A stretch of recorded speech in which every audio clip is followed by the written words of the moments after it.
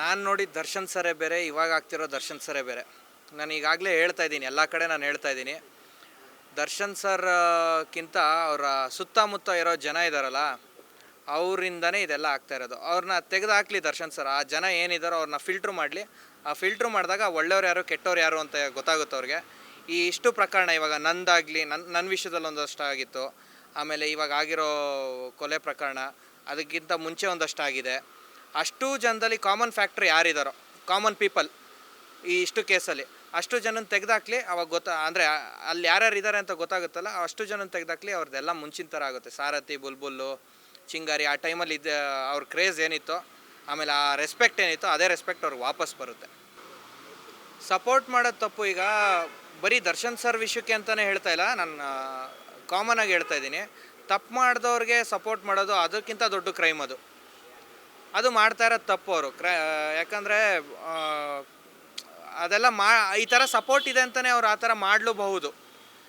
ಅದು ಬೇಡ ಅಂತ ನಾನು ರಿಕ್ವೆಸ್ಟ್ ಮಾಡ್ಕೋತಾ ಇದ್ದೀನಿ. ಆ್ಯಂಡ್ ಮೋರ್ ಓವರ್ ಅವ್ರ ಟೀಮ್ ಇದೆಯಲ್ಲ, ಅದು ಅವ್ರ ಸುತ್ತಮುತ್ತ, ಮತ್ತೆ ಅದನ್ನೇ ಹೇಳ್ತಾ ಇದ್ದೀನಿ, ಆ ಸುತ್ತಮುತ್ತ ಇರೋರನ್ನ ತೆಗೆದುಬಿಟ್ರೆ ಇವೆಲ್ಲ ಆಗೋಕ್ಕೆ ಸಾಧ್ಯತೆ ಇರೋಲ್ಲ.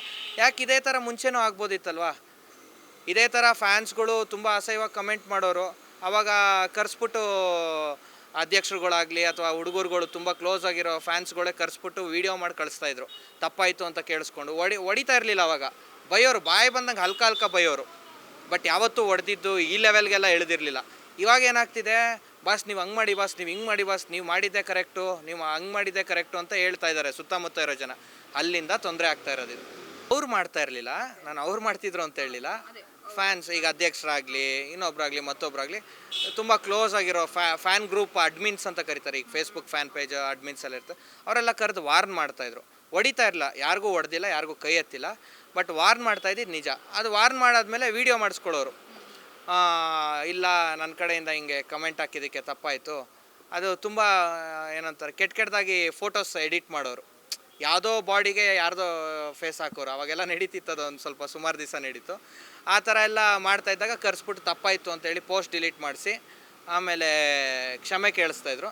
ಅದನ್ನು ಫ್ಯಾನ್ ಗ್ರೂಪ್ಸಲ್ಲಿ ಹಾಕ್ತಾಯಿದ್ರು. ಅದು ತುಂಬ ಫ್ಯಾನ್ ವಾರ್ ನಡೀತಾ ಇತ್ತು ಅವಾಗ. ಅದೆಲ್ಲ ನಿಮ್ಮ ಮೀಡಿಯಾಗಳಲ್ಲಿ ತುಂಬ ಸತಿ ಬಂದಿದೆ, ಫ್ಯಾನ್ ವಾರ್ಸ್ ಬಗ್ಗೆ ಎಲ್ಲ. ಸೊ ಆ ಥರ ನಡೀತಿತ್ತು. ಈ ಲೆವೆಲ್ಗೆ ಯಾವತ್ತೂ ಇಳಿದಿರಲಿಲ್ಲ ಯಾರೂ. ಅಲ್ಲ, ಅಭಿಮಾನಿಯಾಗಿ, ಸಿನಿಮಾ ನಿರ್ಮಾಪಕನಾಗಿ ಅನ್ನೋದಕ್ಕಿಂತ ಒಬ್ಬ ಏನಂತಾರೆ, ಒಬ್ಬ ಮನುಷ್ಯನಾಗಿ ಹೇಳಬೇಕು ಅಂದರೆ ಇದು ತಪ್ಪು. ಜೀವ ತೆಗೆಯೋಷ್ಟು ರೈಟ್ಸ್ ಯಾರಿಗೂ ಇಲ್ಲ. ಅದು ನಾನೇ ಆಗಿರ್ಬೋದು, ಇನ್ನೊಬ್ಬರೇ ಆಗಿರ್ಬೋದು, ಮತ್ತೊಬ್ಬರೇ ಆಗಿರ್ಬೋದು, ಅದು ಕ್ರೈಮೇ. ಸ್ವಂತ ತಂದೆ ತಾಯಿಗೆ ಹುಟ್ಸಿರೋ ಮಗನ ಜೀವ ತೆಗೆಯೋ ರೈಟ್ಸ್ ಇರೋಲ್ಲ. ಮೇಲಿರೋ ಭಗವಂತಂಗೆ ಬಿಟ್ಟರೆ ಅದು ಆ ರೈಟ್ಸ್ ಯಾರಿಗೂ ಬರೋಲ್ಲ. ಅದು ತಪ್ಪೇ. ಅದೇನಿದೆಯೋ, ಯಾಕಂದರೆ ಇವಾಗ ನಾವು ಅದು ತಪ್ಪು ಸರಿ ಅನ್ನೋದಕ್ಕೆ ನಾವು ಯಾರೂ ಅಲ್ಲ. ಇನ್ವೆಸ್ಟಿಗೇಷನ್ ನಡೀತಿದೆ, ಅದೇನು ಅಂತ ಆಮೇಲೆ ಪ್ರೂವ್ ಆಗುತ್ತೆ. ತಪ್ಪು ಮಾಡಿದರೆ ಶಿಕ್ಷೆ ಆಗಲೇಬೇಕು. ನಾನು ಆದರೆ ಹೇಳೋದು ಏನು ಅಂದರೆ, ಜೊತೆಲಿರೋರನ್ನ ಸ್ವಲ್ಪ ಒಳ್ಳೆ ಸರ್ಕಲ್ನ ಇಟ್ಕೋಬೇಕು ಅನ್ನೋದು ನನ್ನ ಉದ್ದೇಶ. ಅದರಲ್ಲಿ ನೀವೇ ನೋಡ್ಬೋದು, ಆ ಹೀರೋ, ನಮ್ಮ ಸಿನಿಮಾದ ಹೀರೋ ಇದ್ದಾರೋ ಅವರು ಪ್ರೀವಿಯಸ್ಸಾಗಿ ಮಾತಾಡ್ತಾರೆ.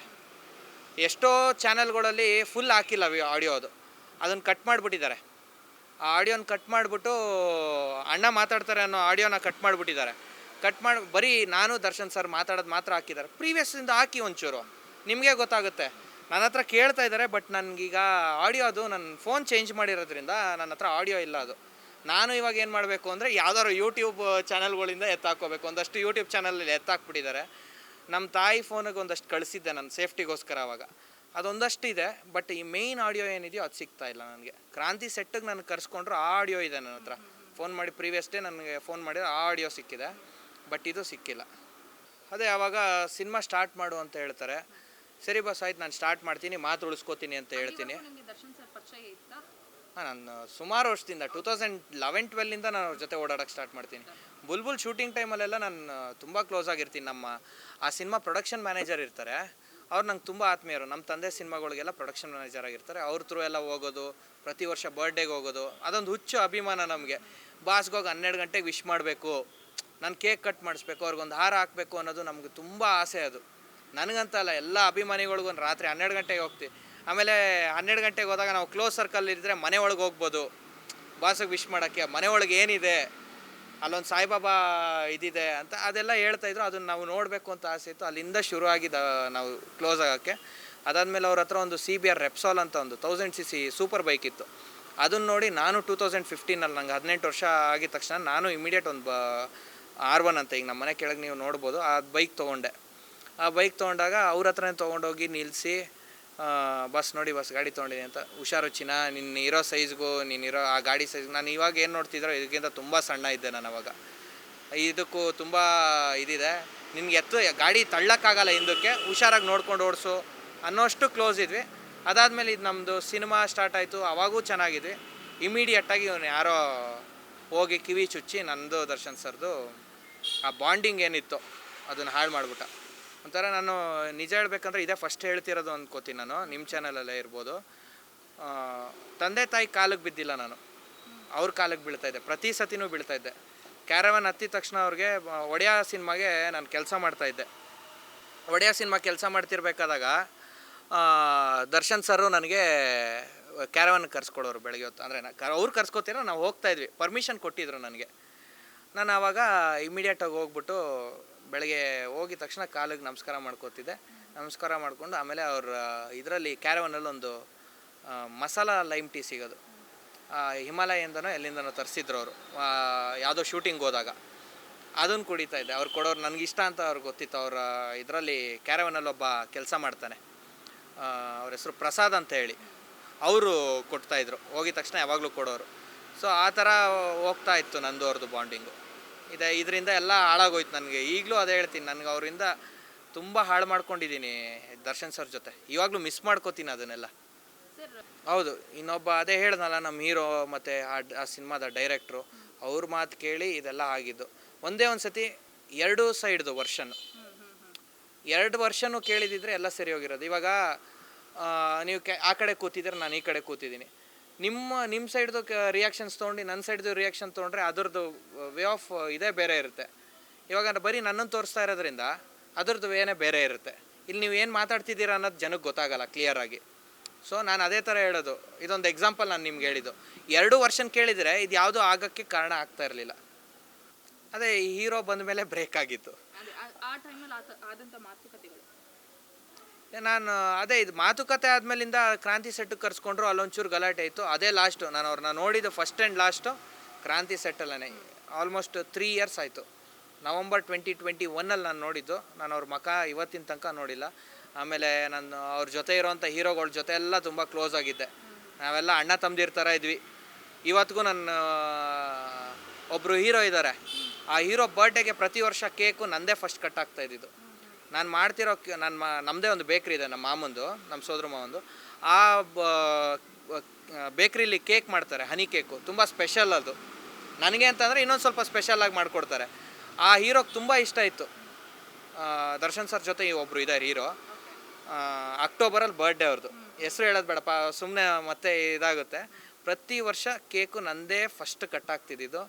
ಎಲ್ಲೋ ಲಿಂಗಾಯ್ತ ನಿನ್ನ ಕೇಕು ಅಂತ ಕೇಳೋರು ಯಾವಾಗ್ಲೂ. ಒಂದು ಸತಿ ಲೇಟಾಗಿ ಹೋಗಿದ್ದಕ್ಕೆ ಅವತ್ತು ನನ್ನ ಪನಿಷ್ಮೆಂಟ್ ಏನು ಅಂದರೆ, ಇಡೀ ದಿವಸ ಅವ್ರು ಎಲ್ಲ ಕಡೆ ಸುತ್ತಾಡ್ಕೊಬರೋ ತನಕ ಅವ್ರ ಜೊತೆ ಇರಬೇಕಿತ್ತು. ಲಾಸ್ಟಲ್ಲಿ ನಾನು ಕೇಕ್ ಕಟ್ ಮಾಡಿ ಎಲ್ಲರಿಗೂ ಹಂಚಿದ್ರು. ಅವ್ರಿಗೆ ಆ ಕೇಕ್ ತಿನ್ನೋ ತನಕ ನೆಮ್ಮದಿ ಇರಲಿಲ್ಲ. ಹೋದ ವರ್ಷ ಅಲ್ಲ, ಹೋದ ವರ್ಷ 2022 ನಾನು ಹೋಗಿರಲಿಲ್ಲ. ಅವ್ರ ಹುಡುಗರು ಫೋನ್ ಮಾಡಿದ್ರು, ಅವ್ರ ಮನೇಲಿ ಕೆಲಸ ಮಾಡೋವಂಥ ಹುಡುಗರು, ಅವ್ರ ರೈಟ್ ಹ್ಯಾಂಡು ಲೆಫ್ಟ್ ಹ್ಯಾಂಡು ಇರ್ತಾರಲ್ಲ, ಅವ್ರ ಮ್ಯಾನೇಜರು ಎಲ್ಲ,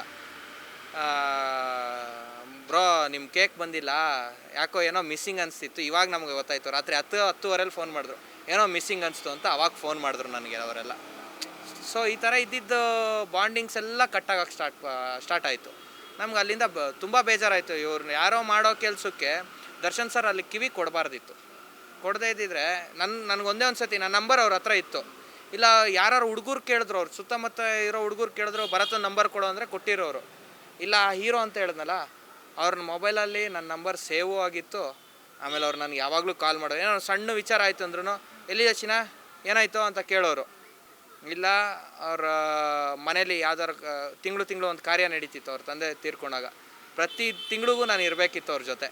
ಎಲ್ಲಿದೆಯೋ ಅಂತ ಅನ್ನೋರು. ಬರ್ತಾಯಿದ್ದೀನಿ ಅಣ್ಣ ಅಂತ. ಸರಿ ಆಯಿತು, ಡೈರೆಕ್ಟ್ ಅಲ್ಲಿಗೆ ಬಂದ್ಬಿಡು, ಯಾಕಂದ್ರೆ ನಾವು ಇರೋದು ಕೆಂಗೇರಿ, ಈ ಸಮಾಧಿ ಇರೋದು ಹತ್ರನೇ, ಹಿಂಗೆ ಹೋಗ್ಬಿಡೋದು, ಯಾಕೆ ಆ ಕಡೆ ಹೋಗೋದು ಅಂತ ಹೇಳಿ ಇದು ಮಾಡ್ತಿದ್ರು. ಆ ಥರ ಇದ್ದಿದ್ದು. ಅವ್ರ ಕಡೆಯಿಂದ ಯಾವುದೂ ಪ್ರಯತ್ನ ಆಗಿಲ್ಲ, ನನ್ನ ಕಡೆಯಿಂದ ಪ್ರಯತ್ನ ಆಯಿತು. ಬಟ್ ಅವ್ರು ಇದ್ದಿದ್ದು ಹುಡುಗರುಗಳು ಯಾರೂ ನನ್ನ ಮುಂದಕ್ಕೆ ಬಿಡ್ತಿರ್ಲಿಲ್ಲ ಬೇಕು ಅಂತಲೇ. ಎಲ್ಲಿ ಒಂದು ಚೆನ್ನಾಗಿ ಆಗ್ಬಿಡ್ತಾನೋ ಅಣ್ಣನ ಜೊತೆ ಅಂತ ಹೇಳಿ ಬಿಡ್ತಾ ಇರಲಿಲ್ಲ ಅಷ್ಟೇ. ಅದು ಬಿಟ್ಟರೆ ನಾನು ಟ್ರೈ ಮಾಡೋಷ್ಟು ಮಾಡಿದೆ, ಒಂದೂವರೆ ತಿಂಗಳು ಟ್ರೈ ಮಾಡಿದೆ, ಆಗಲಿಲ್ಲ. ನಮ್ಮ ಮಾಮಂತರು ಎಲ್ಲ ನಾನು ಅವ್ರ ಮೈಸೂರು ಫ್ರೆಂಡ್ಸ್ಗೆ ಎಲ್ಲರಿಗೂ ಫೋನ್ ಮಾಡಿಸ್ದೆ, ಯಾರ ಥ್ರೂ ಮಾಡಿದ್ರು ಏನೂ ಆಗಲಿಲ್ಲ. ಆಮೇಲೆ ಅವ್ರಿಗೆ ಒಬ್ಬರು ತುಂಬ ಬೇಕಾದವರೊಬ್ಬರು, ಅವರು ಶುರು ಆಗಿದ್ದ ಟೈಮು ದರ್ಶನ್ ಸರ್ದು ಕೆರಿಯರು, ಸಿನಿಮಾ ಕೆರಿಯರ್ ಶುರು ಆಗಿದ್ದ ಟೈಮಲ್ಲಿ ಅವ್ರಿಗೆ ಕಾಸ್ಟ್ಯೂಮ್ ಎಲ್ಲ ಕೊಡೋರಂತೆ. ಅವ್ರದ್ದೊಂದು ನಂಗೆ ಗೊತ್ತಿರೋರ್ದೊಬ್ರದ್ದು ಒಂದು ಬಟ್ಟೆ ಅಂಗಡಿ ಇದೆ, ಅವರೇ ಮ್ಯಾನುಫ್ಯಾಕ್ಚರ್ ಮಾಡೋದು, ಗಾರ್ಮೆಂಟ್ಸ್ ಕೂಡ ಅವ್ರದ್ದೇ ಇದೆ. ಅವ್ರ ಹತ್ರ ನಾನು ಮಾತಾಡಿಸ್ದೆ. ಅವರು ಇವನ್ ವಿಷಯ ಅಂದರೆ ಮಾತಾಡಬೇಡ ಅಂತ ಹೇಳ್ತಿದ್ದಾರೆ ಅಂತ ಅಂದ್ರಂತೆ, ನನಗೆ ಗೊತ್ತಿಲ್ಲ, ಅಂತೆ ಕಂತೆ ಇದು. ಅದೊಂದು ಪ್ರಯತ್ನ ಮಾಡಿದೆ, ಆಗಲಿಲ್ವಲ್ಲ, ಅಲ್ಲಿಂದ ನಾನು ಸುಮ್ಮನೆ ಆಗೋದು. ಖಂಡಿತ ನನ್ನ ಎಲ್ಲ ಚಾನಲಲ್ಲೂ ಅದೇ ಹೇಳ್ತಿರೋದು, ನೀವು ಇವತ್ತು ಕೇಳಿ ಅಥವಾ ನಂದು ಹಳೇದು ನೀವು 2 ವರ್ಷ 3 ವರ್ಷದ ಹಳೇದು ತೆಗೆದು ನೋಡಿ, ಯಾವುದೋ ಎಲ್ಲ ಯೂಟ್ಯೂಬ್ ಚಾನಲ್ಸ್ಗಳಿಗೂ ಬೈಟ್ ಕೊಟ್ಟಿದ್ದೀನಿ, ಆಮೇಲೆ ಸ್ಯಾಟಲೈಟ್ ಚಾನಲ್ಸ್ಗೂ ಕೊಟ್ಟಿದ್ದೀನಿ, ಅದನ್ನು ತೆಗೆದು ನೋಡಿ ನೀವು. ನಾನು ಅವತ್ತಿಂದ ಒಂದೇ ಹೇಳ್ತಾ ಇರೋದು, ಜೊತೇಲಿರೋರು ಸರಿಗಿಲ್ಲ ಅಂತ. ನಾನು ಹೇಳಿದ್ದು ಅವತ್ತು ಎಲ್ಲ ಇವಂದೇನೋ ಬೇಳೆ ಬೇಯಿಸ್ಕೊಳಕ್ಕೆ ಹಿಂಗೆ ಮಾಡ್ತವನೆ, ಇವನ ಹತ್ರ ದುಡ್ಡಿರಲಿಲ್ಲ ಸಿನಿಮಾ ಮಾಡೋಕ್ಕೆ, ಅದಕ್ಕೋಸ್ಕರ ಈ ಥರ ಕಾರಣಗಳು ಹೇಳ್ತಿದ್ದಾನೆ, ಇದು ಬಾಸ್ದೆ ಎಲ್ಲ ಆಡಿಯೋ ಆಯ್ತು, ಎಲ್ಲ ಕರೆಕ್ಟಾಗಿ ಹೇಳ್ತಿದ್ದೀನಿ, ನೀವೇ ಕರೆಕ್ಟು, ನಂದೇ ತಪ್ಪು. ಬಟ್ ನಾನು ಅವತ್ತು ಹೇಳಿದ್ದು ನಿಜ ತಾನೇ, ಇವರು ಜೊತೇಲಿರೋ ಗ್ಯಾಂಗ್ ಸರಿಗಿಲ್ಲ ಅಂತ. ಈಗ ನೋಡಿ, ಜೊತೇಲಿರೋ ಗ್ಯಾಂಗ್ ಸರಿಗಿಲ್ಲದೆ ಇರೋದ್ರಿಂದನೇ ಅವ್ರು ಇವತ್ತು ಅನುಭವಿಸ್ತಾ ಇರೋದು ಈ ಥರ. ಒಂದೇ ಒಂದು ಸತಿ ಜನ ಯೋಚನೆ ಮಾಡಿ, ನಾನು ಹೇಳಿದ್ದ ಹಳೇದು ತೆಗೆದು ನೋಡಿ, ಇವತ್ತಿಂದು ನೋಡಿ, ಇವಾಗ ನೀವು ಅಪ್ಲೋಡ್ ಮಾಡ್ತಿರಲ್ಲ ಇದನ್ನು ನೋಡಲಿ. ಎಲ್ಲರೂ ಹೇಳ್ತಿರೋದು ಏನು ರೀಸನ್ನು, ನಾನು ಹೇಳ್ತಿರೋ ರೀಸನ್ನು ಒಂಚೂರು ತಲೆಯಲ್ಲಿ ಇಟ್ಕೊಂಡು ಅವ್ರ ಸೆಲೆಬ್ರಿಟೀಸ್ ಏನಿದ್ದಾರೋ ಅವ್ರಿಗೊಂದು ರಿಕ್ವೆಸ್ಟು ನನ್ನ ಕಡೆಯಿಂದ, ಆ ಸೆಲೆಬ್ರಿಟೀಸ್ ಹೋಗ್ಬಿಟ್ಟು ದರ್ಶನ್ ಸರ್ ಆಚೆ ಬಂದ ಮೇಲೆ ನಿಮ್ಮ ಜೊತೆಯಲ್ಲಿರೋ ಹಲ್ಕಾ ಜನಗಳನ್ನ ಸೈಡ್ಗೆ ಹಾಕಿ ಒಳ್ಳೆಯವ್ರನ್ನ ಇಟ್ಕೊಳ್ಳಿ, ಬೇಡ ಅಂತ ಹೇಳಲ್ಲ, ಅದೇ ಹೇಳೋ ರೈಟ್ಸ್ ಯಾರಿಗೂ ಇಲ್ಲ. ನಾನು ಅಭಿಮಾನಿಯಾಗಿ ಆ್ಯಸ್ ಎ ವೆಲ್ ವಿಷರ್ ಆಗಿ ದರ್ಶನ್ ಸರ್ಗೆ ಇದೊಂದು ರಿಕ್ವೆಸ್ಟ್ ಅವ್ರ ಫ್ಯಾನ್ಸ್ಗೆ. ಯಾಕಂದರೆ ಯಾರ ಮಾತು ಕೇಳಲ್ಲ ದರ್ಶನ್ ಸರು, ಅವ್ರ ಸೆಲೆಬ್ರಿಟೀಸ್ ಏನಿದ್ದಾರೋ ಅವ್ರ ಮಾತು 100% ಕೇಳ್ತಾರೆ. ಇದನ್ನೊಂದು ಸತಿ ಅವ್ರ ಸೆಲೆಬ್ರಿಟೀಸ್ ಮಾಡಲಿ, ಚೆನ್ನಾಗಾಗುತ್ತೆ ಮುಂಚಿನ ಥರ.